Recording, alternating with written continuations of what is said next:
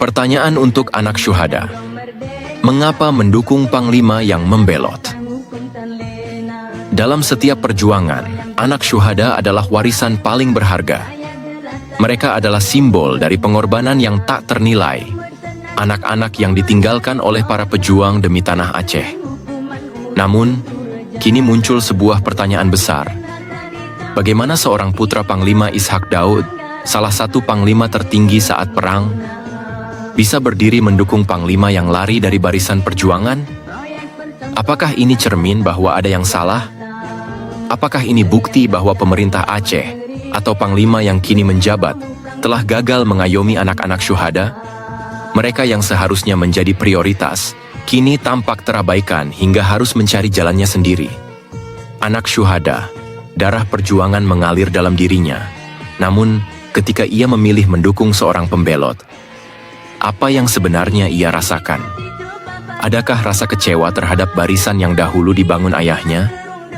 Adakah rasa sakit karena merasa terpinggirkan, melihat perjuangan yang ayahnya pertaruhkan nyawa, kini seperti kehilangan arah dan tujuan? Atau mungkin, ini adalah refleksi dari sesuatu yang lebih dalam. Sebuah keresahan terhadap pemimpin yang lebih sibuk menjaga kekuasaan, daripada menguatkan persaudaraan di antara mereka yang telah berjuang bersama. Sebuah kritik keras terhadap ketidakadilan yang terus terjadi, bahkan kepada mereka yang kehilangan orang tua karena konflik. Ini adalah tamparan keras bagi barisan perjuangan, bahwa anak syuhada, simbol warisan perjuangan, bisa mendeklarasikan dukungan kepada seorang pembelot. Apa yang salah? Siapa yang harus bertanggung jawab? Panglima yang menjabat sekarang? Atau pemerintah yang tidak pernah serius membangun pondasi keadilan untuk mereka yang telah kehilangan segalanya? Semua pihak harus merenung. Jika anak syuhada saja merasa lebih percaya pada pembelot, lalu bagaimana dengan rakyat yang lain?